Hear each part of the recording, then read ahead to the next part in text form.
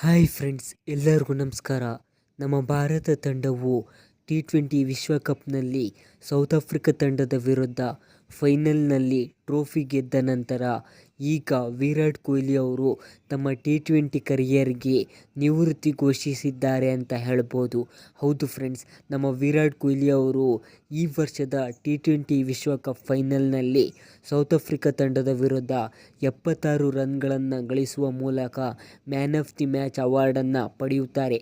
ಇದಾದ ನಂತರ ನಮ್ಮ ಭಾರತ ತಂಡವು ಇಲ್ಲಿ ಟ್ರೋಫಿ ಗೆದ್ದ ನಂತರ ವಿರಾಟ್ ಕೊಹ್ಲಿ ಅವರು T20ಗೆ ಕೊನೆಯದಾಗಿ ವಿದಾಯ ಹೇಳಿದ್ದಾರೆ ಅಂತ ಹೇಳ್ಬೋದು.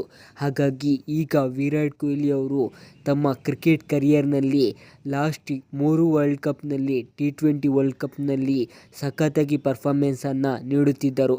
ಆದರೆ ಅವರಿಗೆ T20 ವಿಶ್ವಕಪ್ನ ಟ್ರೋಫಿ ಸಿಕ್ಕಿರಲಿಲ್ಲ. ಹಾಗಾಗಿ ಕೊನೆಯದಾಗಿ ಈಗ ವಿರಾಟ್ ಕೊಹ್ಲಿ ಅವರು T20 ಟ್ರೋಫಿಯನ್ನು ಗೆಲ್ಲುವುದರ ಮೂಲಕ ಈಗ ಅವರ ಕರಿಯರ್ನಲ್ಲಿ ODI ವರ್ಲ್ಡ್ ಕಪ್ ಮತ್ತು ಟೆಸ್ಟ್ ಟ್ರೋಫಿ, ಹಾಗೆಯೇ T20 ಟ್ರೋಫಿ ಮತ್ತು ಚಾಂಪಿಯನ್ ಟ್ರೋಫಿ ಕೂಡ ಗೆದ್ದು ಒಂದು ಸಾಧನೆ ಮಾಡಿದ್ದಾರೆ ಅಂತ ಹೇಳ್ಬೋದು. ಇದರ ಜೊತೆ ಈ ಹಿಂದೆ MS ಧೋನಿಯವರು ಕೂಡ 4 ಟ್ರೋಫಿಗಳನ್ನು ಗೆದ್ದಿದ್ದಾರೆ.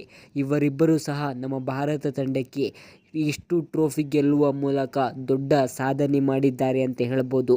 ಇನ್ನು ವಿರಾಟ್ ಕೊಹ್ಲಿ ಅವರು T20 ವಿಶ್ವಕಪ್ಗೆ ವಿದಾಯ ಹೇಳಿದ ಕಾರಣ ಅವರು T20 ಕರಿಯರ್ನಲ್ಲಿ 125 ಮ್ಯಾಚಸ್ಗಳನ್ನು ಆಡಿ ಅದರಲ್ಲಿ 4188 ರನ್ಗಳನ್ನು ಬಾರಿಸಿದ್ದಾರೆ. ಅದರಲ್ಲಿ ಬರೋಬ್ಬರಿಯಾಗಿ 16 ಮ್ಯಾನ್ ಆಫ್ ದಿ ಮ್ಯಾಚಸ್ಗಳನ್ನು ವಿರಾಟ್ ಕೊಹ್ಲಿ ಅವರು ತಮ್ಮ T20 ಕರಿಯರ್ನಲ್ಲಿ ಪಡೆದುಕೊಂಡಿದ್ದಾರೆ. ಇನ್ನು ವಿರಾಟ್ ಕೊಹ್ಲಿ ಅವರ ಜೊತೆಗೆ ನಮ್ಮ ಭಾರತ T20 ಕ್ರಿಕೆಟ್ ತಂಡದ ಕ್ಯಾಪ್ಟನ್ ಆದಂತಹ ರೋಹಿತ್ ಶರ್ಮಾ ಅವರು ಕೂಡ T20 ಕರಿಯರ್ಗೆ ನಿವೃತ್ತಿ ಘೋಷಿಸಿದ್ದಾರೆ ಅಂತ ಹೇಳ್ಬೋದು. ಇವಾಗ ಅವರು ಕೂಡ T20 ಟ್ರೋಫಿಯನ್ನು ಗೆಲ್ಲುವುದರ ಮೂಲಕ ಈಗ ಅವರ ಕರಿಯರ್ನಲ್ಲಿ ಇದು 2ನೇ T20 ಟ್ರೋಫಿಯನ್ನು ಗೆದ್ದಿದ್ದಾರೆ ಅಂತ ಹೇಳ್ಬೋದು. ಈ ಹಿಂದೆ 2007ರಲ್ಲಿ T20 ಟ್ರೋಫಿಯನ್ನು ರೋಹಿತ್ ಶರ್ಮಾ ಅವರು ಗೆದ್ದಿದ್ದರು.